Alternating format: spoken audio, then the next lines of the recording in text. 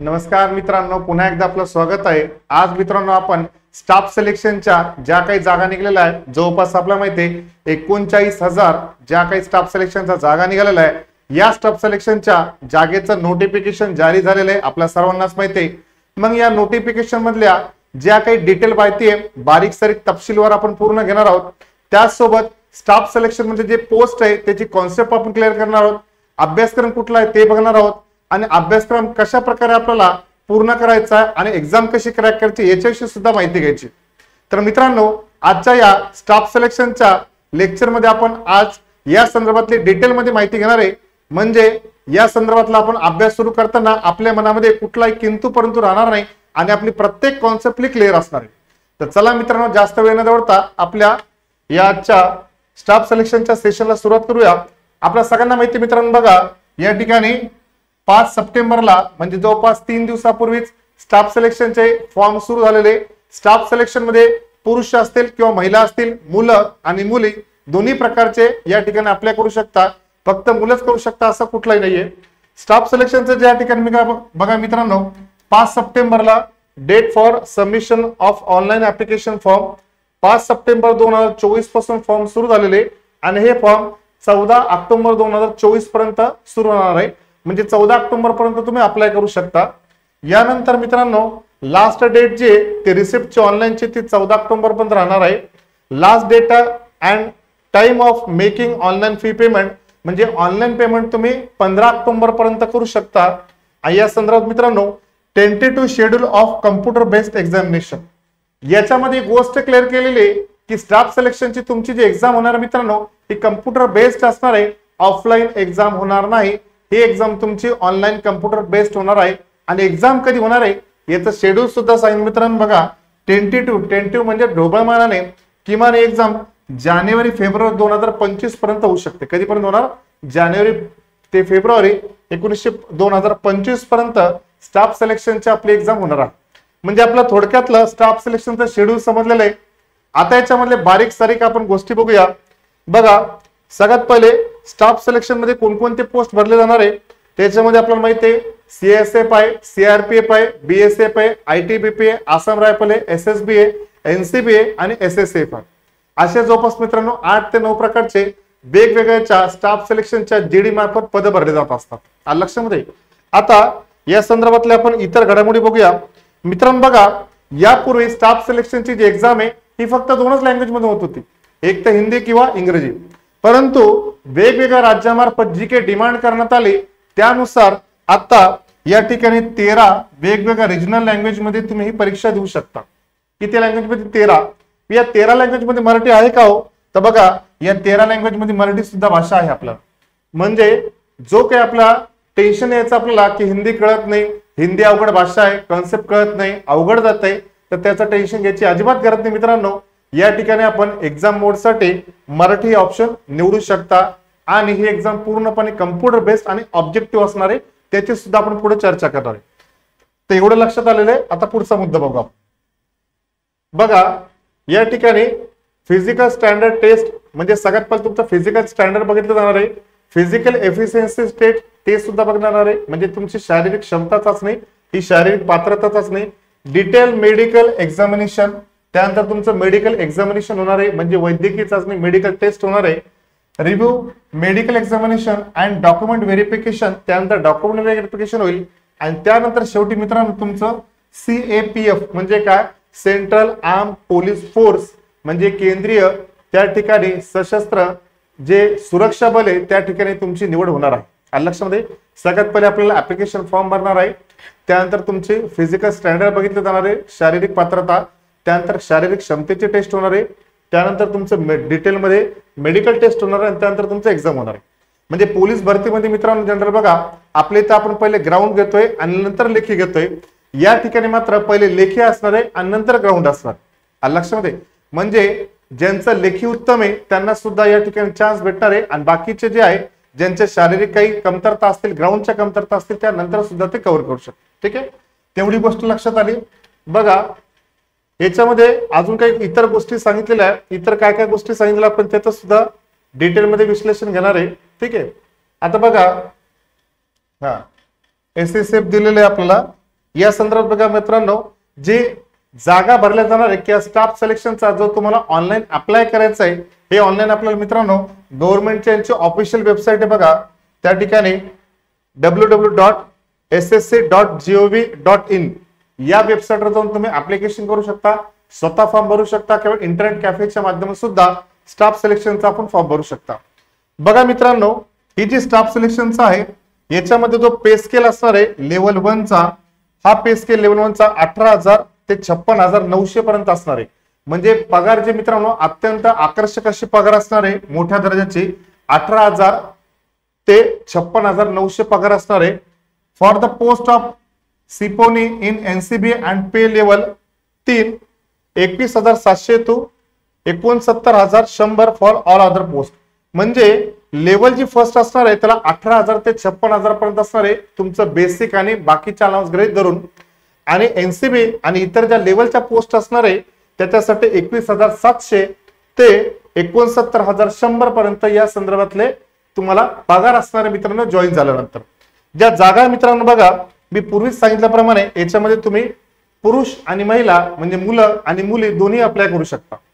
याच्यामध्ये बघा मित्रांनो BSF, CSF, CRPF, SSB, ITBP, Assam rifle, SSF आणि एनसीबी अशा महिला आणि पुरुषांचा जर गृहीत धरला तर जवळपास मित्रांनो या ठिकाणी 39,481 जागा आहेत। म्हणजे जवळपास मित्रांनो 40,000 जागा आहे, आणि जर स्टाफ सिलेक्शन वाटलं तर या जागेमध्ये कालांतराने ते वाढ सुद्धा करू शकता।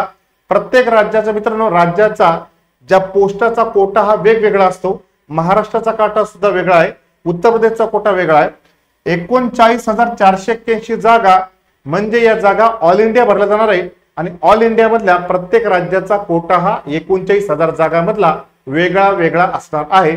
महाराष्ट्राच्या वाट्याला मित्रांनो त्या ठिकाणी जवळपास या 2,000 ते 2100 जागा आलेल्या आहे महाराष्ट्राच्या वाट्याला या 39,000 जागेपैकी। त्याच्यामध्ये महिला आणि पुरुष दोन्ही भरले जाणार, ठीक आहे। बीएसएफचा जर विचार केला त्याच्यामध्ये बघा, बीएसएफच्या टोटल आपल्याकडे पुरुष आहे, इकडे महिला आहे, मेल आणि फिमेल। बीएसएफचा जर ऑल कॅटेगरीचा जर विचार केला तर बीएसएफच्या 5,563 जागा आहे, म्हणजे जवळपास 13,306 जागा आहे बीएसएफच्या। सीएसएफच्या 6,430 जागा आहे, सीआरपीएफच्या 11,299 जागा आहे। आपण पुरुषांचं बघतोय, सगळ्यात पहिले मुलांचं बघतोय। एसएसबीच्या मित्रांनो 819 जागा असणार आहे, आयटीबीपीच्या 2,564 जागा आहेत, आसाम रायफलच्या 1,148 जागा आहेत, त्यानंतर एसएसएफच्या 35 जागा आहेत आणि एनसीबीच्या 11 जागा आहेत। मग तुम्ही म्हणता सर बाकीच्या पोस्टच्या जागा जास्त आहेत आणि एसएसएफ आणि एनसीबीच्या का जागा आहेत? त्याचं कारण असं मित्रांनो, हे जे दोन पोस्ट आहे एसएसएफ आणि एसएसएफ आणि एनसीबी हे सगळ्यात क्रीम पोस्ट आहे, सगळ्यात सेफ पोस्ट आहे। यांना बॉर्डर जायची गरज नाहीये आणि त्या ठिकाणी जास्त रिस्कीचा जॉब नाहीये, ऑफिशियल जॉब आहे। त्यामुळे मित्रांनो त्याची संख्या सुद्धा मर्यादित ठेवण्यात आलेली आहे, म्हणून एसएसएफ आणि एनसीबी यांच्या सगळ्यात कमी जागा आहे, ठीक आहे।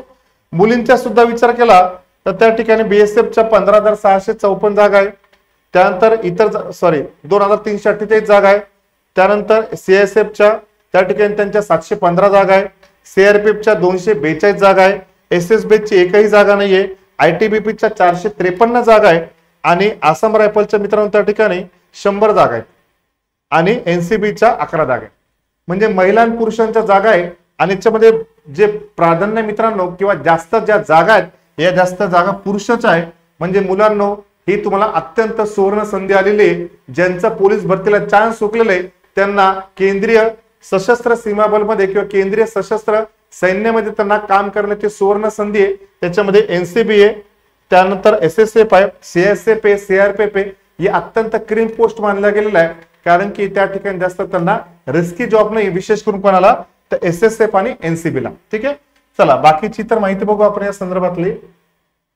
आता हे दिलेलं एवढे काही महत्वाचं नाही, आपण फक्त मेन बघूया। हा ठीक आहे, नॅशनॅलिटी हे काही सिटीजनशिप, एज लिमिट बघा, ज्यांना स्टाफ सिलेक्शनची तयारी करते, जे स्टाफ सिलेक्शनचा फॉर्म भरणार, ज्यांना स्टाफ सिलेक्शन मध्ये सिलेक्शन व्हायचंय त्या संदर्भात त्यांच्या वयाच्या संदर्भात काय सांगितलेलं बघा, ज्यांची त्या संदर्भात त्यांनी सांगितलं बघा, ज्यांचं ओपन कॅटेगरीसाठी 18 ते 23 मधलं तुमचं वय पाहिजे, 18 वर्ष ते 23 मधलं. आणि त्यामध्ये मित्रांनो तुमचा जे 18 ते 23 मधलं जे एज पाहिजे ओपन कॅटेगरीसाठी अंडर रिझर्व्ह साठी ते 1 जानेवारी 2025 पर्यंत पाहिजे. म्हणजे ज्यांचं वय 18 आहे त्यांचं 1 जानेवारी 2025 पर्यंत 18 वय पाहिजे. किंवा जे ओपन कॅटेगरीतले त्यांना ज्यांची लास्ट एजची लिमिट आहे ती त्यांची 1 जानेवारी 2025 पर्यंत 23 पाहिजे, या दरम्यान पाहिजे. म्हणजे त्यांनी जो बेस डेट पकडली ती 1 जानेवारी 2025 ची पकडलेली. ठीक आहे. बिफोर कॅन्डिडेट्स नॉट बिफोर 2 जानेवारी 2002 म्हणजे 2 जानेवारी 2002 च्या आणि लेटर दॅन 1 जानेवारी 2007 म्हणजे तुमचा जन्म मित्रांनो 2 जानेवारी 2002 च्या पूर्वीचा नाही पाहिजे. तुमचा जन्म 2 जानेवारी 2002 च्या पूर्वीचा नाही पाहिजे आणि तुमचा जन्म हा 1 जानेवारी 2007 च्या नंतरचा नाही पाहिजे. हे कोणासाठी सांगतोय? 18 ते 23 मधले जे ओपन कॅटेगरी मधले त्यांच्यासाठी. आलं लक्षामध्ये? नाही लक्षात आलं? रिपीट सांगतो. काय करायचं सांगितलंय? 2 जानेवारी 2002 च्या पूर्वीचा जन्म नाही पाहिजे आणि त्या ठिकाणी 1 जानेवारी 2007 च्या नंतरचा जन्म पाहिजे. म्हणजे या दरम्यानचा जन्म असेल तरच तुम्ही त्या ठिकाणी अप्लाय करू शकता. आता तुमची डेट ऑफ बर्थ काय तुम्हाला माहिती आहे ते तुम्ही विचार करा आणि त्या पद्धतीने तुम्ही आपल्या या ठिकाणी करू शकता. ठीक आहे. पुढे मग आता एज लिमिट मध्ये रिलॅक्सेशन एक तर आपण बघितलेलं ओपन साठी किती असणार आहे? 18 वर्ष ते 23 वर्ष. मग SC ST कॅन्डिडेट असेल तर 5 वर्ष रिलॅक्सेशन. म्हणजे ओपन कॅटेगरीतला 23 वर्षापर्यंत करू शकतो तर SC ST चा 28 वर्षापर्यंत करू शकतो. ओबीसी जर असेल SW तर तो किती असेल तर रिलॅक्सेशन त्याला 3 वर्षात असेल. म्हणजे ओबीसी किती पर्यंत? 26 वर्षापर्यंत आणि SC ST चा 28 वर्षापर्यंत अप्लाय करू शकता. एक सर्व्हिस म्हणून असेल तर त्याला 3 वर्षाचं रिलॅक्सेशन दिलेलं आहे आणि बाकीची इतर गोष्टी दिलेल्या. ठीक आहे. पुढे म्हणजे काय लक्षात ठेवायचं आपल्याला? लक्षात ठेवायचं SC कॅटेगरी असेल ST असेल तर त्याला 5 वर्षाचं एज रिलॅक्सेशन आहे आणि ओबीसी असेल तर एज रिलॅक्सेशन किती दिले? 3 वर्षाचं एज रिलॅक्सेशन दिलेलं आहे. ठीक आहे. पुढे आता यानंतर मित्रांनो बाकीच्या बऱ्याच काही माहिती दिलेल्या आहे. आपण त्या संदर्भातल्या इतर काही गोष्टी बघूया. आपल्यासाठी जेवढ्या महत्वाच्या तेवढ्या अवांतर गोष्ट बघायची काही गरज नाही आपल्याला. ठीक आहे. एज्युकेशन क्वालिफिकेशन फक्त 10वी पास पात्रता असणं गरजेचं मित्रांनो. किती? फक्त 10वी पास. आपल्याला माहिती आपण पोलीस भरतीची तयारी करतो तर पोलीस भरतीसाठी किती पाहिजे आपल्याला? 12वी पास पाहिजे. परंतु स्टाफ सिलेक्शनची तयारी करण्यासाठी फक्त आणि फक्त 10वी आपली मॅट्रिक परीक्षाच पास असणं गरजेचं आहे. इथं स्पष्ट उल्लेख केलेला आहे एज्युकेशन क्वालिफिकेशन. ॲज ऑन 1 जानेवारी 2025 नुसार the candidate must have passed the matriculation 10th class examination. किती? 10वी pass from a recognized board university as on before the cut off date 1 जानेवारी 2025.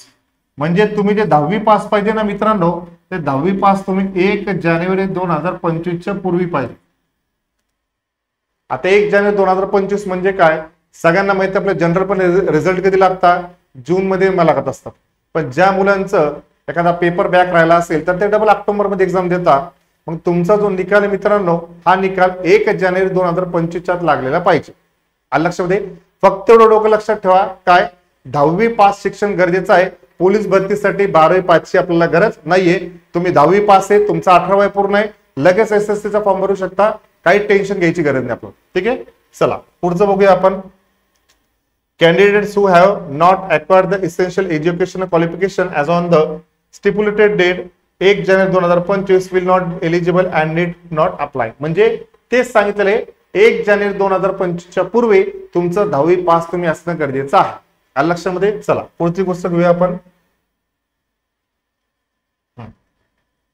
चला incentive to NCC certificate holder. आता तुम्ही ज्यावेळेस 10वीला असता किंवा 9वीला असता त्यावेळेस तुम्ही शाळेमध्ये असताना NCC करतात. त्या NCC चे आपल्याला ABCS चे सर्टिफिकेट भेटतात आणि त्या सर्टिफिकेटचे मार्क सुद्धा मित्रांनो या ठिकाणी काउंट केलेले आहेत. त्याचा आपल्याला या ठिकाणी फायदा होणार आहे. मग कसा फायदा होणार आहे तो आपण बघूया. Certificate category NCC C 5% of the maximum mark of the examination. जर तुमच्याकडे NCC चं C सर्टिफिकेट असेल तर तुम्हाला 5% काय मिळणार त्या ठिकाणी एक्झामिनेशन मध्ये फायदा होणार आहे. NCC B certificate 3% of the maximum mark of the examination. जर तुमच्याकडे बी सर्टिफिकेट असेल तर किती भेटणार आहे 3. आणि NCC A certificate 2% of the maximum mark of the examination, म्हणजे तुम्ही 2 मार्क पर्यंत तुमचे मार्क त्यामध्ये एक्सटेंड होतील. लक्षात म्हणजे एक्झाम्पल सांगतो, लक्षात देतो. समजा फॉर एक्झाम्पल तुम्ही सीएसएफच्या पोस्टसाठी काय केलं तर प्रेफरन्स देता सीएसएफ साठी, आणि सीएसएफचं मेरिट लागलं समजा त्या ठिकाणी आपण असं गृहीत धरूया की त्या ठिकाणी 138 वर मेरिट लागला. किती लागलं 138 वर. आणि तुम्हाला किती मार्क पडले समजा त्या ठिकाणी तुम्हाला 136 मार्क पडले. किती मार्क पडले 136. आता मेरिट किती लागलं 138 ला, तुम्हाला मार्क किती पडले 136. परंतु त्याचसोबत तुमच्याकडे काय एनसीसीचं ए सर्टिफिकेट होतं. कुठलं तर ए. मग ए सर्टिफिकेट मध्ये तुम्हाला काय झालं 2 मार्क तुमचे काय झाले वाढले. म्हणजे तुम्ही कशामध्ये आले 138 मध्ये. म्हणजे तुमचं कशा सिलेक्शन झालं सीएसएफ मध्ये. जर तुमच्याकडे ए सर्टिफिकेट राहिलं नसतं तर तुमचं सिलेक्शन झालं असतं का नसतं झालं. पण मार्क आहे का सॉरी सर्टिफिकेट आहे का तर आहे, म्हणून तुमचे 2 मार्क काय झाले इन्क्रीज, म्हणून तुमचं काय झालं या ठिकाणी सिलेक्शन. आलं लक्षामध्ये. पुढे या ठिकाणी काय दिलंय, the crucial date for this purpose will be 1st January 2025, that is the NCC certificate must have been issued on or before 1st January 2025. म्हणजे त्यांना म्हणायचं काय, हे जे तुमच्याकडे सर्टिफिकेट मिळणार आहे किंवा तुमच्याकडे जे असतील हे सर्टिफिकेट सगळे तुम्हाला 1 जानेवारी 2025च्या पूर्वीचे पाहिजे. काही आपल्याकडे असतं ना हिरो ताण लागला वीर बनणारे, फॉर्म भरला सगळं झालं मग ते म्हणतात सर्टिफिकेट, तसं नाही जमणार. तुमच्याकडे सर्टिफिकेट हे 1 जानेवारी 2025च्या पूर्वीच पाहिजे. ते जर असेल तरच ते मार्क तुम्हाला इन्क्रीज करण्यासाठी कन्सिडर केलं जाईल, अन्यथा केलं जाणार नाही. लक्षामध्ये. तर जशी डेट ऑफ बर्थ साठी हे महत्वाचं आहे तसं सर्टिफिकेट साठी सुद्धा 1 जानेवारी 2025 ची तारीख महत्वाची आहे. ठीक आहे. पुढे चला, याच्यानंतर पुढचा मुद्दा काय आपला तो बघूया आपण. हा, last date and time for submission of the online application 14 ऑक्टोबर 2024 रात्री 11 पर्यंत. आता हे खूप महत्वाचा मुद्दा आहे. आपण काय कन्सिडर करतो की तारीख कधी बदलेल ती रात्री 12 नंतर. मग तुम्ही काय विचार करसाल, ठीक आहे रात्री 12 पर्यंत आपण फॉर्म भरू शकतो 14 ऑक्टोबर पर्यंत. पण ते तसं म्हटले का नाही, स्पष्ट तारीख फॉर्म कधी सुरू झाली आपले 5 सप्टेंबर 2024 पासून. लास्ट तारीख किती आपली 14 ऑक्टोबर 2024 पर्यंत. मग 14 ऑक्टोबर 2024 म्हणजे तुम्ही 14 ऑक्टोबर 2024 ची रात्री 12 पकडायची. तर त्याचा 1 तास बिफोर सांगितलं त्यांनी किती 11 रात्री 11 पर्यंत तुमचे फॉर्म सबमिट होतील आणि तेच फक्त एलिजिबल समजले जातील. अप्लाय केलेले अन्यथा समजले जाणार नाही. त्याच्यामुळे त्याची पुढची वाट बघायची नाही. फॉर्म आलेले ताबडतोब तुम्ही भरू शकता. जास्त वेट बघायची गरज नाहीये. ताबडतोब अभ्यासाला लागा. आणि या संदर्भातली आपली बॅच सुद्धा त्या ठिकाणी लॉन्च होत आहे एसएससी जीडी ची. त्या संदर्भात सुद्धा तुम्हाला पूर्णपणे लेक्चर दिले जातील. जे आपल्या त्याच्या संदर्भातला सिलेबस काय आपण तिथे पुढे बघणारचे. पण एसएससी जीडी मधलं मॅथ असेल, रिझनिंग असेल, हिंदी किंवा इंग्लिश ग्रामर असेल, जीएस असेल, तो पूर्ण भाग कव्हर केला जाणार आहे. आणि तुमचं सिलेक्शन कसं होईल या पद्धतीने आमचा 100% फोकस आणि प्रयत्न असेल. ठीक आहे. तर बघा 14 ऑक्टोबर 2024 ला रात्री 11 पर्यंत तुम्हाला फॉर्म सबमिट करायचा आहे. ठीक आहे. पुढे यानंतर पुढची गोष्ट बघूया आपण. बघा ऍप्लिकेशन फीस. आता एकदम छान एक्झाम बघा. Fees payable 100 rupees 100 only. म्हणजे काय, आणि सोबत कसं woman candidate and candidate belong to a schedule caste SC schedule tribe ST and ex serviceman ESM eligible for reservation are exempted for payment fee. म्हणजे त्यांनी काय सांगितलं मित्रांनो, बघा या एसएससी जीडीचा फॉर्म भरण्यासाठी तुम्हाला जी फीस असणार ती फक्त किती असणार 100 रुपये. आपल्याकडे माहिती आहे महाराष्ट्र सरकारमध्ये काय आपल्याकडे कुठला फॉर्म भरायचा म्हटलं तर 1900 खाली फीस नाही. म्हणजे यांना जमतं एसएससी जीडीला, पण महाराष्ट्र सरकारला कसं काय जमत नाही तोच महत्वाचा प्रश्न आहे. यांनी फीस किती सांगितली, जी ओपन कॅटेगरी असेल त्यांना फक्त फीस किती असेल 100 रुपये. जर तुम्ही महिला असाल तर जर तुम्ही महिला असाल, जर तुम्ही त्या ठिकाणी एससी कॅटेगरीतले असाल, एसटीतले असेल तर तुम्हाला फीस काय असेल तर कुठलेही नाही. त्यांनी बघा are exempted from the payment of fee. Exempted म्हणजे का आपोआप तुम्हाला फीस भरायची गरज नाही. तुम्हाला फुकटात फॉर्म आहे. फक्त तुम्हाला इंटरनेट कॅफेचे पैसे द्यावे लागतील फॉर्म भरायचे. 100 रुपये फीस भरायची गरज नाही. कोणासाठी, महिला, एससी एसटी आणि इतर साठी. लक्षामध्ये तारीख सेम तीच आहे 15 ऑक्टोबर 2024 पर्यंत रात्री 11 पर्यंत तुम्हाला त्याची फी त्याची काय करायची त्या ठिकाणी करायची. ठीक आहे. त्यानंतर पुढे काय दिलंय हे काही महत्वाचं नाही आपल्याला. पुढचं बघू आपण. हा, centre for examination sorry the commission will be living हे काही मत. हा, महत्वाचा मुद्दा आपल्यासाठी बघा. हा बघा, यांनी काय सांगितलं, the commission will levy uniform correction charge 200 रुपये. तुमचा फॉर्म तुम्हाला करेक्शन करत असेल तर 200 रुपये चार्ज आहे. ₹200 only for making correction and resubmit modify correct online application form for the first time 500 रुपये. जर तुमचा फॉर्म तुम्ही काय करता त्या ठिकाणी सांगितलं मॉडिफाय करताय त्याच्या ऑनलाईन फॉर्म मध्ये की तुम्ही काही करेक्शन करता तर तुम्हाला 500 रुपये चार्जेस सांगितलेला आहे फर्स्ट टाइम. ठीक आहे, या संदर्भातली गोष्ट सांगितलेली आहे. आता सेंटर फॉर एक्झामिनेशन, आता आपण साहजिकच महाराष्ट्रातला विचार करतोय तर महाराष्ट्रामध्ये या SSC JD ची जी कम्प्युटर बेस्ड एक्झाम आहे ती कुठं कुठं देऊ शकतो, सेंटर कोणकोणते, आपण त्याचा विचार करू मित्रांनो. बघा इकडे त्या ठिकाणी महाराष्ट्राच्या संदर्भात, हा इथं महाराष्ट्र आपला 9 नंबरला. तर महाराष्ट्रामध्ये कोणकोणत्या जिल्ह्यामध्ये कोणकोणत्या सेंटरला आपण पेपर देऊ शकता, इकडे बघा, लक्ष द्या. इकडे अमरावती, औरंगाबाद म्हणजे आता तर छत्रपती संभाजीनगर, जळगाव, कोल्हापूर, मुंबई, नांदेड, नागपूर, नाशिक आणि पुणे. लक्षामध्ये या ठिकाणी तुम्ही एक्झाम देऊ शकता. म्हणजे जालन्याला एक्झाम देऊ शकता का नाही, बीडला देऊ शकता का नाही, धाराशिवला आहे का नाही, लातूरला आहे का नाही. म्हणजे मराठवाड्यामध्ये फक्त 2च ठिकाणी, औरंगाबादला आहे म्हणजे छत्रपती संभाजीनगर आणि नांदेड या 2च ठिकाणी. लक्षामध्ये प्रत्येक जिल्ह्यामध्ये एक्झाम सेंटर अवेलेबल नाहीये. जे तुम्हाला आता सांगितले फक्त तेवढेच एक्झाम सेंटर आहे, ही गोष्ट लक्षात घ्यायची. मग तुमच्या घरापासून जे तुम्हाला जवळचं सेंटर पडेल ते एक्झाम सेंटर तुम्ही फॉर्म भरताना चूज करू शकता. ठीक आहे, चला मग आपला हा जो आहे हा कुठला झोन आहे आपला एक्झाम सेंटरचा, तर वेस्टर्न रिजन आहे. वेस्टर्न रिजन म्हणजे कुठला, पश्चिम विभाग. याच्यामध्ये काय काय तर दादर नगर हवेली, दमण दीव, गोवा, गुजरात आणि महाराष्ट्र. लक्षामध्ये त्याच्यामध्ये आपला महाराष्ट्र सुद्धा येतो. आपण वेस्टर्न झोन मध्ये येतो. ते वेस्टर्न झोन मध्ये आता तुम्हाला महाराष्ट्रातल्या त्या एक्झाम सेंटरचे नावं सांगितले ते तुम्ही सिलेक्ट करू शकता तुमच्या सोयीनुसार. ठीक आहे, चला पुढचं बघूया आपण त्या ठिकाणी नंतर. हा आता स्कीम ऑफ एक्झामिनेशन म्हणजे तुमचा एक्झामचा पॅटर्न काय असणार आहे ते आता या ठिकाणी बघायचं गरज. बघा सगळ्यात पहिल्यांदा काय दिलं बघा, कम्प्युटर बेस्ड एक्झाम म्हणजे तुमचे ऑफलाईन पेपर होणार आहे का, तर नाही. पेपर कसा होणार आहे आपला, ऑनलाईन पेपर होणार आहे. The computer based examination will consist of the objective type paper containing 18 question carrying 2 marks each with the following composition. म्हणजे त्यांनी काय सांगितलं की टोटल किती आपल्याला प्रश्न असतील मित्रांनो, 80 प्रश्न असतील. किती असतील, 80. आणि एका प्रश्नाला किती मार्क असतील, 2 मार्क असतील. किती मार्क असतील, 2. म्हणजे 8 2 16 म्हणजे 80 2 160. टोटल किती मार्काचा पेपर असणार मित्रांनो आपल्या त्या ठिकाणी, 160 मार्काचा पेपर. किती मार्काचा, 160. आणि प्रश्न टोटल किती असतील, 80. किती असतील, 80. वेळ त्याने स्पष्ट सांगितले, किती मिनिट आहे, 60 मिनिटाची. 60 मिनिटं म्हणजे आपल्याला 1 तासाचा वेळ भेटणार आहे. मग याच्यामध्ये काय काय सब्जेक्ट असणार आहे, सगळ्यात पहिले जनरल इंटेलिजन्स अँड रिझनिंग म्हणजे साहजिक तुमची बुद्धिमापन चाचणी. लक्षामध्ये हा पहिला. दुसरं general knowledge and general awareness. General knowledge म्हणजे तुमचे हिस्ट्री, जिओग्राफी, कॉन्स्टिट्यूशन, पंचायत राज. आणि जनरल अवेअरनेस म्हणजे तुमचा करंटचा काही भाग आणि इतर काही भाग. एलिमेंटरी मॅथमॅटिक्स, एलिमेंटरी म्हणजे 10वी बेसवर तुमचं जे बीजगणित आहे, 10वी बेसवर कुठल्या प्रकारचं गणित आहे त्या लेवलचे तुम्हाला त्या ठिकाणी प्रश्न विचारले जातील. इंग्लिश आणि हिंदी ऑर मध्ये दिलेले. जसं आपल्याला पोलीस भरतीला मराठी ग्रामर आहे, इथं तुम्हाला हिंदी ग्रामर असणार. पेपर असणार आहे मराठीमध्ये. पुन्हा एकदा लक्षात घ्या, तुम्हाला वाटेल पेपर मराठीत देणार आहे, प्रश्न मराठीत म्हणजे ग्रामर सुद्धा मराठीत असेल. तसं नाहीये. पेपर जे प्रश्न आहेत ते मराठी लँग्वेज मधले असतील, मात्र जे ग्रामर असणार आहे या एक्झाम मधलं ते ग्रामर मध्ये तुम्हाला हिंदी किंवा इंग्रजी ग्रामर असेल. ज्यावेळेस तुम्ही फॉर्म चूज करताल त्याच तुम्हाला एक तर तुम्ही इंग्लिश ग्रामर किंवा हिंदी ग्रामर त्या ठिकाणी तुम्हाला असणार आहे आणि त्या पद्धतीने तुम्हाला तयारी करायची. ठीक आहे, पुन्हा एकदा सांगतो. मग बघा, बुद्धिमापन चाचणीसाठी 20 मार्क आहे, जनरल नॉलेज साठी 20 मार्क आहे, एलिमेंटरी मॅथ्स साठी 20 मार्क आहे आणि इंग्लिश किंवा हिंदी ग्रामर साठी 20.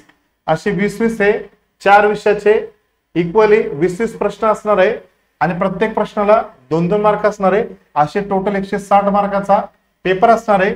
80 टोटल प्रश्न असणार आहे आणि 1 तासाचा त्या ठिकाणी वेळ असणार. लक्षामध्ये.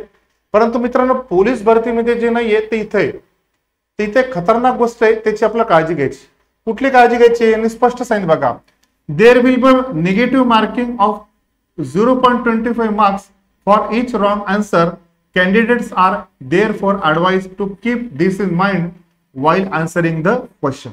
म्हणजे तुमच्या डोक्यामध्ये गोष्ट लक्षात ठेवा असं आयोगाचं म्हणणं आहे की जर तुम्ही एक प्रश्न चुकवला तर त्या ठिकाणी तुमचं 0.25 मार्क कमी होतील. 0.25 मार्क म्हणजे काय, त्या ठिकाणी आता प्रश्न किती आहे, 80. 2 मार्काला एक प्रश्न आहे म्हणजे तुमचे 4 जर प्रश्न चुकले, किती चुकले, 4, तर तुमचे 2 मार्क त्या ठिकाणी कट झाले. जर हा 100 मार्काचा पेपर राहिला असता तर आपला 1 मार्क कट झाला असता. पण प्रश्न किती असणार आहे? 80. मार्क किती? 160 म्हणजे 2 मार्क. लक्षामध्ये. मग 2चे किती झाले? 4 भाग. 0.25 म्हटल्यावर 50 झाले. बरोबर की नाही? म्हणून इथं किती असणार आहे? जर तुमचे 4 प्रश्न चुकले, किती चुकले? 4, तर तुमचा किती मार्क कट झाला? 2 मार्क कट झाले. किती झाले? 2. त्याच्यामुळे पेपर सोडताना, काळजीपूर्वक पेपर सोडताना स्पष्ट सांगितले, तर लक्षात ठेवायचं पोलीस भरतीमध्ये आणि एसएससी जीडी मध्ये अंदर इथं निगेटिव्ह मार्क असणार आहे 0.25 मार्कची. 4 प्रश्न तुमचे चुकीचे आलं तर 1 बरोबर प्रश्न तुमचे मार्क 2 मार्क चालले गेले. ठीक आहे. पुढे चला, याच्यानंतर पुढचं बघूया आपण.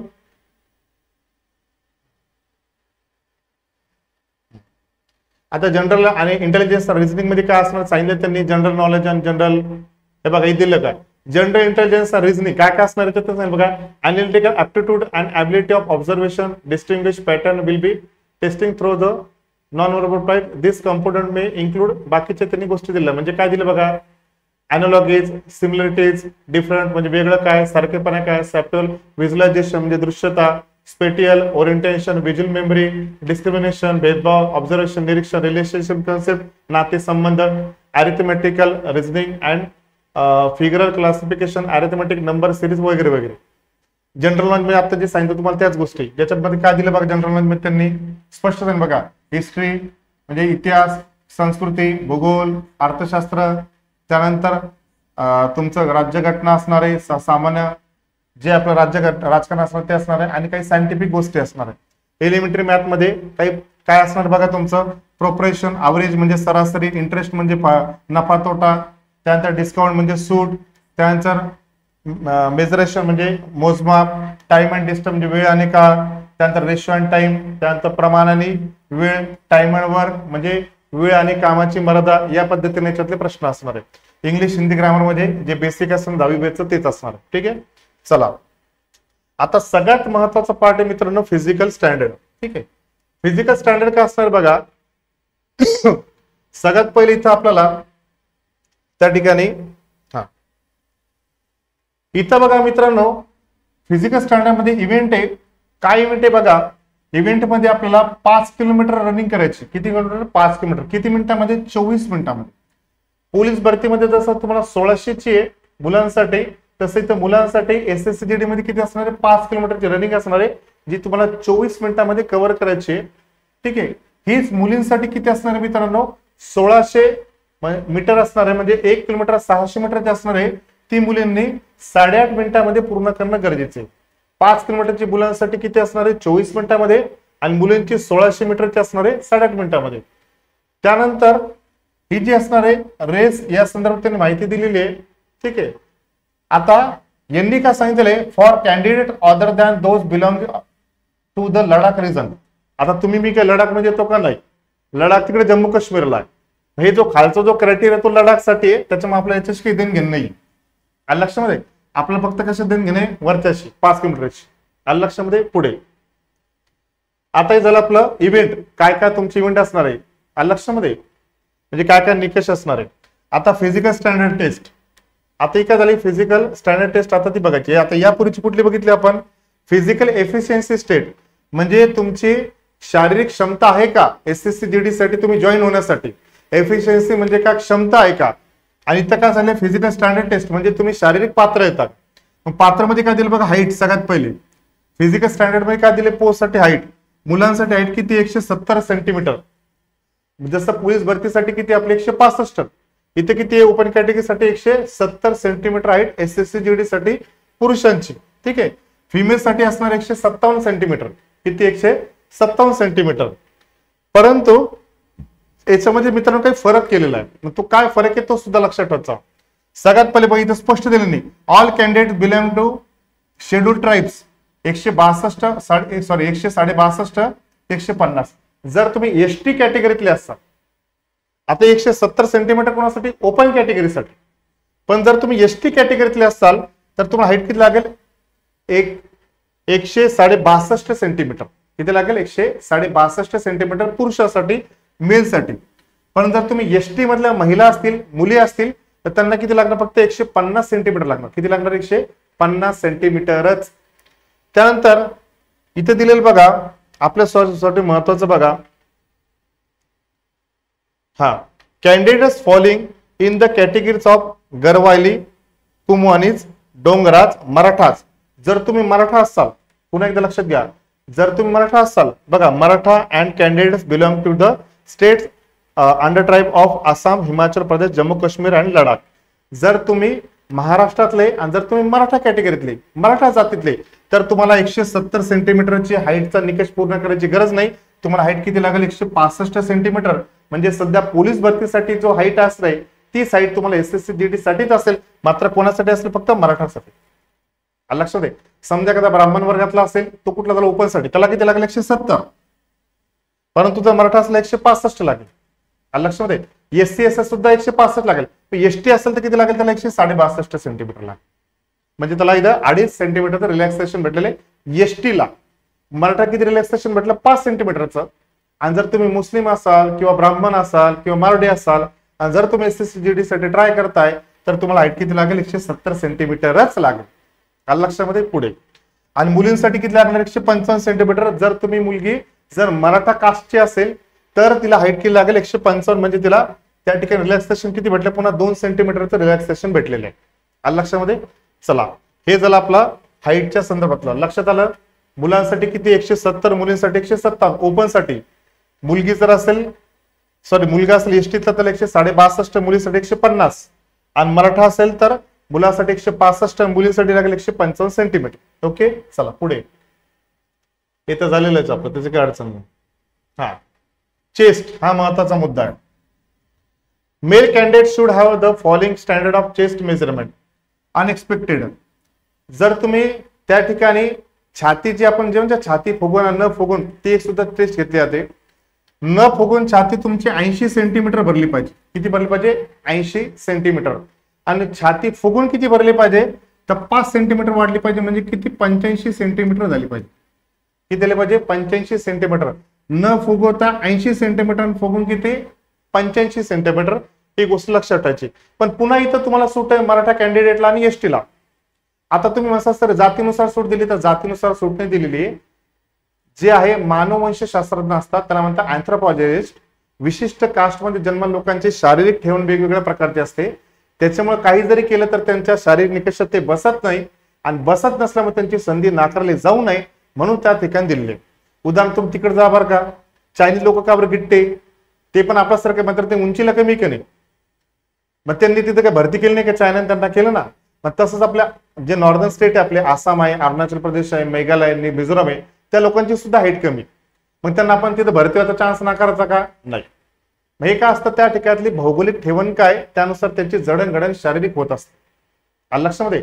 आणि त्याच्यामुळे त्या ठिकाणी निकष बदलले जात असतात. लक्षामध्ये. ओके. मग आता इथं का दिलं बघा, सेम तेच. All candidates belong to schedule tribe. जर तुम्ही एसटी असाल तर तुमची छाती न फुगवता 76 पाहिजे आणि फुगून 5 सेंटीमीटर एक्स्ट्रा म्हणजे किती पाहिजे? 81. म्हणजे तिथं तुम्हाला 4 सेंटीमीटरचं काय वाटतं? रिलॅक्सेशन. लक्षामध्ये. किती? 4. पुन्हा एकदा रिपीट आहे का? ओपन कॅटेगरी असेल तर 80 सेंटीमीटर न फुगवता आणि फुगून किती असणार आहे? 85. तुम्ही जर एसटी असाल तर तुम्हाला न फुगून 76 आणि फुगून 81. सोबत तुम्ही जर मराठा कॅटेगरीतला असाल, पुन्हा मराठाने इथं सूट आहे बघा, तर मराठाने 76 का नाही? तुम्हाला इथं 2 सेंटीमीटर एक्स्ट्रा 78. म्हणजे रिलॅक्सेशन किती? 2 सेंटीमीटर. मराठा कास्ट साठी न छाती फुगवता किती असणार आहे? 78 सेंटीमीटर आणि फुगून असणार किती? 83 सेंटीमीटर. लक्षात आहे. फुगवण्यामध्ये रिलॅक्सेशन भेटला का? नाही. रिलॅक्सेशन कशामध्ये? न फुगवण्यासाठी आहे. मग किती भेटलं आपलं सेंटीमीटर रिलॅक्सेशन? 2 सेंटीमीटर. लक्षामध्ये. मराठा कास्टसाठी असेल 2 सेंटीमीटर रिलॅक्सेशन छाती न फुगवता. ओके. पुढे 78 आणि 5. याच्यानंतर वेट. हे काही महत्वाचा मुद्दा नाही आपल्यासाठी. ठीक आहे. मग बाकीच्या गोष्टी काही दिलेल्या आहे ते आपण बघू. एक्झामिनेशन डॉक्युमेंट काय लागणार? मॅट्रिक्युलेशन सेकंडरी एक्झामिनेशन सर्टिफिकेट म्हणजे तुमचं 10वी-12वी सर्टिफिकेट, डोमिसाइल सर्टिफिकेट, तुमचं परमनंट म्हणजे परमनंट रेसिडेन्स सर्टिफिकेट, एनसीसी असेल तर त्याचं सर्टिफिकेट लागेल आणि बाकीची इतर जनरल गोष्टी ते तर तुम्हाला कळणार. त्यात काही विशेष असं काही नाही. ठीक आहे. ऍडमिशन एक्झामिनेशन हे काही महत्वाचं नाही आपल्यासाठी. त्यानंतर पुढचं बघू आपण जे जे काही महत्वाचं आहे ते. हा, हे डॉक्युमेंट मध्ये काय काय लागणार बघा. आपल्याकडे आधार कार्ड पाहिजे, वोटर आयडी असेल तर ठीक आहे. त्या ठिकाणी डेट ऑफ बर्थ कुठला कन्सिडर केलं जाईल? तुमची डेट ऑफ बर्थ कुठली कन्सिडर केली जाईल? व्हॅलिडिटी प्रूफ कुठली माहिती? आधार कार्ड आहे. त्यानंतर voter ID, driving licence, pan card, passport, ID card वगैरे वगैरे तुम्हाला कन्सिडर केलेले आहे. ठीक आहे. हा, मेल ऑफ सिलेक्शन काय असणार क्रायटेरिया बघा. अंडर रिझर्व्ह असणारे ओपन साठी 30% भरल्या जातील जागा, ओबीसी डब्ल्यूच्या 25% जागा भरतील आणि अदरच्या 20% जागा भरल्या जाणार आहे. ठीक आहे.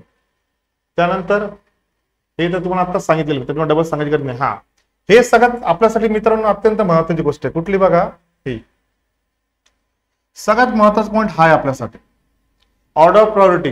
In the order of priority. जसं मित्रांनो पोलीस भरतीमध्ये काय बघा, ज्यावेळेस तुम्ही फॉर्म भरला तर फॉर्म भरल्यानंतर काय असतं, समजा तुम्ही अमुक अमुक जिल्ह्याचा फॉर्म भरला, जालन्याचा फॉर्म भरला आणि जालन्याचं मेरिट लागलं समजा 129 130 मार्कला लागला आणि तुम्हाला मार्क पडले 128, तुमचं 2 मार्कात काय होणार, निकाल होणार, 1 मार्क निकाल होणार, तुमचं सिलेक्शन होणार का नाही. पुन्हा आपल्याला ग्राउंड पासून 0 पासून तयारी सुरू करणार. पण पुन्हा आपलं रोजची प्रॅक्टिस, रोजचं ग्राउंड, पुन्हा लेक्चर, पुन्हा अभ्यासिका, पुन्हा मग फॉर्म भरताना पुन्हा ते, म्हणजे एकदम जिकिरीच होतो. परंतु पोलीस भरतीपेक्षा हे एकदम डिफरंट आहे मित्रांनो. इथं तुम्हाला प्रेफरन्स द्यायचा. काय द्यायचं आहे, प्रेफरन्स. प्रेफरन्स मध्ये काय होणार आहे, मग प्रेफरन्स नुसार मार्काचे जे लिस्ट आहे ते मेरिट कमी कमी लागत जातं लक्षामध्ये. आणि मेरिट कमी कमी लागल्यानंतर तुम्ही कमी कमी त्या ठिकाणी मार्क जरी कमी तुमचं सिलेक्शन. एक्झाम्पल बघू. सगळ्यात पहिले समजा या ठिकाणी एसएसएफ आहे, एनसीबी आहे, आसाम रायफल आहे, आयटीबीपी आहे, एसएसबी आहे, सीआरपीएफ आहे, सीआयएसएफ आणि बीएसएफ आहे. आता पहिले कॉन्सेप्ट क्लिअर करतो म्हणजे तुम्हाला लक्षात येईल आणि पुढे बोलू आपण. बीएसएफचं काम काय, border security force. Pakistan Bangladesh यांची जी बॉर्डर आहे याचं सिक्युरिटी करायचं काम कोण करतं, बीएसएफ. पण मोस्ट ऑफ द सिक्युरिटी कुठे केली जाते, भारत आणि पाकिस्तानच्या बॉर्डर. एक. दुसरं सीआयएसएफ म्हणजे काय, सेंट्रल इंडस्ट्रियल सिक्युरिटी फोर्स. केंद्र सरकारचे जे मोठे जे प्रोजेक्ट आहे म्हणजे केंद्रीय कंपन्या असतील, एअरपोर्ट असेल किंवा काही मोठं बंदरगाह असेल, लक्षामध्ये काय डीआरडीओ असेल, ते इथलं रक्षण करायची जबाबदारी कोणाची, सीआयएसएफची, सेंट्रल इंडस्ट्रियल सिक्युरिटी फोर्स. जर तुम्ही एअरपोर्टवर कधी बघितले असतील, जे काही सोल्जर बघितले असतील, जे सैनिक बघितले असतील, ते कुठले, सीआयएसएफचे जवान आहे. त्यानंतर सीआरपीएफ म्हणजे काय, सेंट्रल रिझर्व्ह पोलीस फोर्स. हे केंद्रीय राखीव पोलीस बल आहे. समजा एखाद्या भागामध्ये दंगा झाला, तिथे पोलिसांना आपण बोलणार, पण पोलिसांच्या सुद्धा ती परिस्थिती नियंत्रणात नाही आली तर त्या ठिकाणी त्यांना कंट्रोल करण्यासाठी किंवा तो प्रॉब्लेम सॉल्व्ह करण्यासाठी आपण अतिरिक्त सैन्याची कुमक मागवतो, केंद्रातून मागवतो, ते म्हणजे सीआरपीएफ. जे दंगा वगैरे झाला तर त्या ठिकाणी यांची जबाबदारी पार पडली. इव्हन एवढंच नाही, जो नक्षलाईज भाग असेल, जसं महाराष्ट्रामध्ये गडचिरोली चंद्रपूरचा भाग आहे, त्यानंतर छत्तीसगडचा भाग आहे, ज्या ठिकाणी नक्षलाईज आहे त्या ठिकाणी सुद्धा सीआरपीएफचे जवान काय करत असतात, त्या ठिकाणी काम करत असतात एक नक्षलग्रस्त भागामध्ये. आणि ज्या ठिकाणी दंगा वगैरे पथक असेल ते काबू करण्याचं सुद्धा काम सीआरपीएफचे जवान करत असतात. ठीक आहे. पुढे एसएसबी म्हणजे सशस्त्र सीमा बल. नेपाळ आणि भूटानची जी बाउंड्री आहे, नेपाळ आणि भूटान जे आपले शेजारी देश आहे, या नेपाळ आणि भूटानच्या बाउंड्रीचं रक्षण करण्याचं काम कोण करत असतं, एसएसबीचे जवान करत असतात. जसं आपला नेपाळ, भारतातून नेपाळमध्ये जायचं असेल किंवा नेपाळमधून भारतात जायचं असेल तर आपल्याला पासपोर्ट व्हिसाची गरज नाही आणि ती बॉर्डर मधून सहजपणे तुम्ही नेपाळमध्ये जाऊ शकता, सहजपणे भारतामध्ये येऊ शकता. जसं दुसऱ्या देशामध्ये जाण्यासाठी पासपोर्ट व्हिसा लागेल तसं इथं लागणार का नाही. या नेपाळ आणि भूटानच्या सीमेचे रक्षण करण्याची जबाबदारी कोणाची, एसएसबीची. ITBP, Indo Tibetan border police force. Bharat आणि चायनाची जी बाउंड्री, या भारत आणि चायनाच्या बाउंड्रीचं, भारत आणि तिबेटच्या बाउंड्रीचं रक्षण करण्याचं काम कोणाचं, आयटीबीपीचं आहे. मग आसाम, अरुणाचल प्रदेश, जिथं जिथं भारत आणि चायनाची बाउंड्री लागली तिथे. आसाम रायफल, मग फक्त या भारताच्या निमशस्त्र लष्करी दलामधला सगळ्यात जुना जो दल आहे तो आहे आसाम रायफल. मग आसाम राज्य हे नेहमी अशांत राहणार राज्य आहे. आसाम राज्य आणि पूर्वोत्तर राज्य जे असतील आपल्या, जसं मेघालय असेल, अरुणाचल प्रदेश असेल, मिझोराम असेल, नागालँड असेल, आसाम असेल, या पूर्वोत्तर राज्यामध्ये शांतता प्रस्थापित करण्यामध्ये महत्वाची कोणाची जर जबाबदारी असेल तर ती आसाम रायफलची. यासोबत भारत आणि म्यानमारच्या सीमेचं सुद्धा रक्षण कोण करत असतं, आसाम रायफल करत असतं. त्यानंतर एनसीबी म्हणजे काय, नार्कोटिक्स क्राईम ब्युरो. म्हणजे जे नशिली पदार्थ आहे, ड्रग्स वगैरे, त्याच्यावर कंट्रोल करायचे काम कोणाचं आहे, या एनसीबीचं आहे. त्याला एनसीबी म्हणतात, काय, नार्कोटिक्स क्राईम ब्युरो गार्ड. लक्षामध्ये पाठीमागे आपण प्रकरण बघितलं असेल की महाराष्ट्रामध्ये अनेक ठिकाणी ड्रगचे साठे सापडलेले, तर त्या ठिकाणी स्थानिक पोलीस तर कारवाई करतात, एनसीबी तर करतात, पण त्याला सपोर्टिंग सिस्टीम म्हणून या ठिकाणी एनसीबीचे जवान आहे. आणि एसएसएफ म्हणजे काय, सेक्रेटेरिएट सिक्युरिटी फोर्स. म्हणजे सचिवालय सुरक्षा फोर्स किंवा दल म्हणून कुठलं आहे SSF आहे लक्षामध्ये. तर मित्रांनो या अशा वेगवेगळ्या प्रकारच्या कॉन्सेप्ट आहेत. यापैकी मित्रांनो ज्यावेळेस तुम्ही ऑनलाईन ऍप्लिकेशन करणार आहे तर तुम्हाला प्रेफरन्स निवडणार. प्रेफरन्स म्हणजे काय, तुम्हाला सगळ्यात पहिले कुठल्या पोस्टवर काम करायचं, मग तिन्ही भेटली तर मग कुठली पाहिजे, मग तिन्ही भेटली तर कोणती पाहिजे, मग तिन्ही भेटली कोणती. आता साहजिकच आपला माइंडसेट काय, आपल्या सगळ्यात आरामशीर ड्युटी वाटते, जिथे रिस्क नाही, सेफ ड्युटी पाहिजे. मग एवढं लक्षात ठेवायचं, जेवढी सेफ ड्युटी तेवढं आपला मेरिट सुद्धा हाय लागणार आहे, त्याच्या जागा सुद्धा तेवढ्या कमी. लक्षामध्ये उदाहरणार्थ सगळ्यात सेफ ड्युटी जर पकडली तर सगळ्यात पहिले तुम्ही सिलेक्शन करा मित्रांनो, प्रेफरन्स क्रमांक 1 असणार SSF चा. कुठला SSF. SSF म्हणजे काय, पुन्हा एकदा सांगतो, सेक्रेटरीएट सिक्युरिटी फोर्स. म्हणजे तुम्ही संसदेत गेले किंवा संसदेची बिल्डिंग कधी बघितली असेल तर संसदेमध्ये जे जवान असतात जे गेल्यावर आपल्याला चेक करतील तर ते कोण जवान असतील, SSF. आणि संसद कशी असणार, सुरक्षित आहे आपली, त्यात जास्त ताण आहे का नाही. मग तुम्हाला जर SSF चा जॉब पाहिजे असेल तर तुम्हाला मेहनत सुद्धा तशीच घ्यावं लागेल. पण सगळ्यात पहिले तुमचा प्रेफरन्स कुठला असला पाहिजे, SSF चा. लक्षामध्ये काय म्हणतोय, सचिवालय, मंत्रालय, संसद इथल्या जे काही महत्वाचे अधिकारी असतील, मंत्री असतील, तिथली बिल्डिंग असेल, याचं रक्षण करण्याची जबाबदारी कोणाची, SSF ची. त्याच्यामुळे पहिला तुमचा प्रेफरन्स ठेवा तुम्ही SSF चा. पण SSF ची पोस्ट घेण्यासाठी तुम्हाला मेहनत सुद्धा तेवढीच जी तोड करावी लागणार आहे, ही सुद्धा गोष्ट लक्षात घ्यायची. ओके, पुढे दुसरी पोस्ट होऊ शकता तुम्ही NCB. लक्षात NCB म्हणजे आता सांगितलं तुम्हाला मी, जे नशिली पदार्थ आहे, जे ड्रग्स सारखे पदार्थ आहे त्यांच्यावर कारवाई करण्यासाठी, कंट्रोल ठेवण्यासाठी NCB चा आहे डिपार्टमेंट. दुसरा प्रेफरन्स तुमचा NCB पाहिजे. हे सुद्धा नॉन रिस्की जॉब आहे आणि सगळ्यात सेफ जॉब आहे. मात्र याचं मेरिट सुद्धा तेवढं हाय लागतं आणि तुम्हाला वेगवेगळ्या प्रकारचा एक्सपिरियन्स NCB असो की SSF मध्ये मिळणार आहे. मात्र मेहनत सुद्धा तेवढीच घ्यावी लागणार आहे. दुसरा प्रेफरन्स ठेवा आपला SSF चा. तिसरा जो प्रेफरन्स मित्रांनो तो ठेवा CSF चा. कुठला ठेवायचा आपला, CSF, central industrial security force. इथं जर सिलेक्शन झालं मित्रांनो, नॉन रिस्की जॉब आहे, आरामशीर जॉब आहे. तुम्ही एअरपोर्टवर काम करू शकता.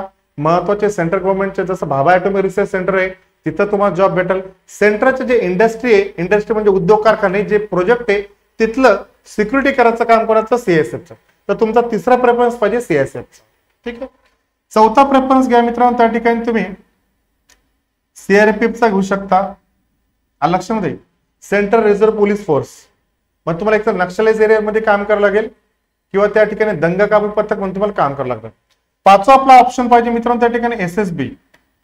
कुठलं SSB म्हणजे काय, सशस्त्र सीमा बल. नेपाळ भूटानच्या सीमेवर तुम्हाला फक्त काम करायची गरज आहे. इथं तुम्ही जॉईन असणार आहे, इथं तुम्ही तैनात असणार आहे. आणि आपल्याला माहिती आहे नेपाळ आणि भूटान मधून आपल्या प्रकारे अशी घुसखोरी होत नाही किंवा त्या ठिकाणी आतंकवाद नाहीये, त्याच्यामुळे तुम्ही शांततेने तिथं काम करू शकता किंवा जास्त तुम्हाला रिस्की जॉब तिथं असतं. म्हणजे बॉर्डर तुम्हाला काम करायचंय, त्याच्यामध्ये काही वाद नाहीये. मात्र ज्या प्रकारचा धोका भारत आणि पाकिस्तान, भारत आणि बांगलादेश सीमेवर आहे किंवा भारत आणि चीन सीमेवर आहे, तशा प्रकारचा धोका मात्र SSB मध्ये तुम्हाला नेपाळ आणि भूटानच्या बॉर्डर दिसणार नाही. त्याच्यामुळे पाचवा आपला ऑप्शन हे असू शकतं. ठीक आहे. त्यानंतर मित्रांनो आसाम रायफल सुद्धा एक त्या ठिकाणी तुमचा 6वा प्रेफरन्स तुम्ही ठेवू शकता आसाम रायफलचा. 7वा मध्ये मित्रांनो आपल्याला असणार आहे त्या ठिकाणी तुम्ही BSF घेऊ शकता, बॉर्डर सिक्युरिटी फोर्स. तुम्ही भारत आणि पाकिस्तानच्या बॉर्डर तुम्ही तैनात असणार आहे. जिथे जिथे भारत आणि पाकिस्तानची बॉर्डर असेल, म्हणजे गुजरात आहे, राजस्थान आहे, पंजाब आहे, जम्मू काश्मीर, जिथे जिथे असेल तिथं. ठीक आहे. आणि त्या ठिकाणी मित्रांनो त्या ठिकाणी ITBP घेऊ शकता आपण 8वं, Indo Tibetan border police force. मग आपल्याला माहिती आहे भारत आणि चीनचं जे बाउंड्री ही खूप उंचावरती आहे, -डिग्री मध्ये टेम्परेचर मध्ये काम करावं लागतं, खूप थंडी असते, श्वास घ्यायला त्रास होतो. आता ट्रेनिंग मार्फत तुम्हाला ते सगळं शिकवलं जातं. तर सगळ्यात हाय लेवलची जी आहे ते कुठलं आपलं ITBP, Indo Tibetan border force. तो तुमचा शेवटचा प्रेफरन्स हा असावा. म्हणजे तसा तुम्ही कुठला बदलू शकता. एखाद्याचा पॅशनेट BSF असतो तो पहिल्या BSF चा पण देऊ शकतो. परंतु जे हाय मेरिट आहे, जे नॉन रिस्की आहे, त्याच्यामुळे सगळ्यात पहिले ते SSF, मग NCB, मग त्यानंतर ना तुमचा CSF, मग त्यानंतर तुमचा ना CRPF, मग SSB, बाकीचे सिलेक्शन करू शकता. तर पहिला प्रेफरन्स मित्रांनो तुमचा SSF असला पाहिजे, दुसरा NCB असला पाहिजे, तिसरा CSF असला पाहिजे, चौथा CRPF असला पाहिजे. बाकी मग तुम्ही 5वा, 6वा, 7वा चेंज करू शकता. पण पहिला, दुसरा, तिसरा, चौथा हाच प्रेफरन्स द्यावा असं माझं म्हणणं वैयक्तिक. तरी बाकी तुम्ही करू शकता. लक्षामध्ये हे झालं आपलं ऑर्डर. मग इथं होणार काय मित्रांनो, समजा उदाहरणार्थ एसएसएफचं मेरिट समजा लागलं त्या ठिकाणी 160 मार्क आहे, समजा एसएसएफचं मेरिट लागलं समजा 150 वर लागलं, तुम्हाला मार्क पडले 148, किती पडले 148, आणि त्याच दरम्यान एनसीबीचं मेरिट लागलेलं 148 वरती, तर तुमचं सिलेक्शन कुठं होऊन जाईल, इथं होऊन जाईल.